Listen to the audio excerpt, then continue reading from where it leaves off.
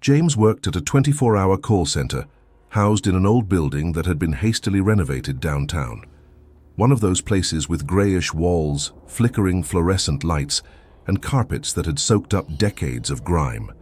During the day, dozens of voices competed for space, selling internet packages, credit cards, insurance. But during the night shift, only 2 agents remained per floor, and the silence was so deep it made the hum of the lights sound like muffled screams. James was one of the few who could handle that shift, not out of bravery, but out of sheer necessity. He'd been unemployed for months, bills were piling up and his fridge was almost always empty. Picking a shift wasn't really a luxury he had. His station was in a long, poorly lit room. The empty cubicles looked like open graves.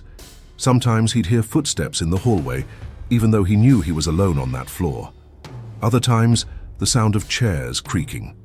But maybe it was just the old building settling. That night, though, everything felt heavier. The air, the sounds, even the light had a weird tint, slightly greenish. He arrived at 11:45 p.m. and came in through the back entrance, swiped his badge at the sensor, which took longer than usual to let him in, then rode the elevator to the 3rd floor. His shift would begin right at midnight. He put on his headset, adjusted the mic, and opened the customer service software. The first few minutes crawled by, filled with short calls from bored or lonely people, folks who seemed to dial in just to hear another voice on the other end. At 12:21 a.m., he got a weird call. No name on the caller ID, not even a number. He answered with the usual script. "Night service? This is James speaking.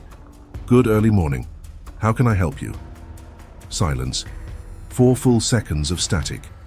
Then a faint, far-away voice replied, "You're going to die at 3:33.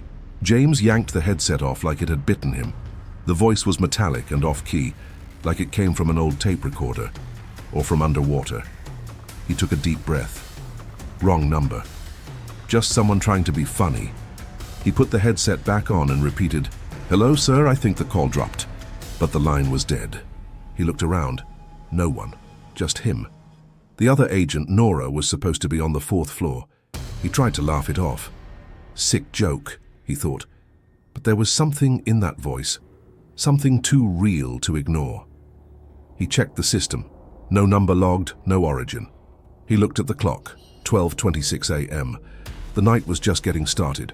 At 12:52 a.m., James got another call. This time, his terminal screen didn't even blink. No notification, no number. The headset just clicked, like someone had forced the line open. "You're all alone now, James." Same voice, but closer, clearer, as if it was in the room with him, whispering just behind his shoulder. James froze. "Who are you?" No answer. "Can you hear me? What's your number? I'm forwarding this call to my supervisor." The voice replied with something that made his blood turn to ice. "Your supervisor's been sleeping with the secretary for 6 months. You really think he gives a damn about you?" He ripped the headset off, eyes locked on the computer screen, like it might explode any second. His name, the supervisor, that info. How could anyone know that?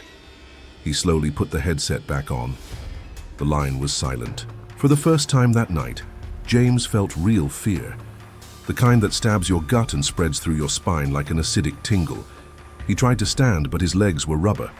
He opened the system browser, typed in the timestamp of the call, tried to trace something, nothing, no data, no record, like the call had never existed. Suddenly the screen went black for 2 seconds.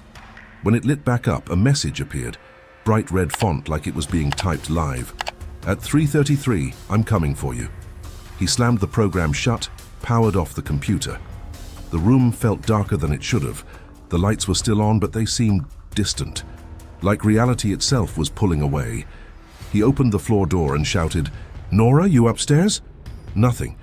The staircase to the 4th floor was open, but the darkness inside looked alive. He didn't go up, tried calling support from his cell. No signal. Not unusual in the call center. But tonight, it felt like everything was stacking up against him. He went back to his desk. The system's digital clock now read 1:44 a.m. He was alone. For real. On the wall next to the water cooler, there was this old mirror, the kind no one ever pays attention to. But now something about it pulled James's eyes. He looked at himself, trying to steady his nerves. ran a hand over his face, took a deep breath. But his reflection didn't follow. For a second, just one, the reflection stayed still, eyes locked, face pale. And then it smiled. James stumbled back, knocking over his chair. He ran to the mirror, gasping. But now everything looked normal. The light was back to its usual hum. The system rebooted by itself. He knew it then. Whatever it was still there, waiting, toying with him. The clock read 2:12 a.m., and the next call hadn't come in yet. Time stretched. Every second echoed like a dull thud in James's chest. He kept staring at the clock like he could will it to stop. 2:59, exactly 34 minutes to go. He tried to leave the building. The emergency exit was locked. The key was missing from the drawer. The elevator just blinked "error" in red letters. And every step down the staircase felt like it went deeper than before. He tried to reach the ground floor, went down 5 flights, and still ended up back on the 3rd. "This isn't real," he kept whispering through clenched teeth. "It's just exhaustion, just sleep deprivation."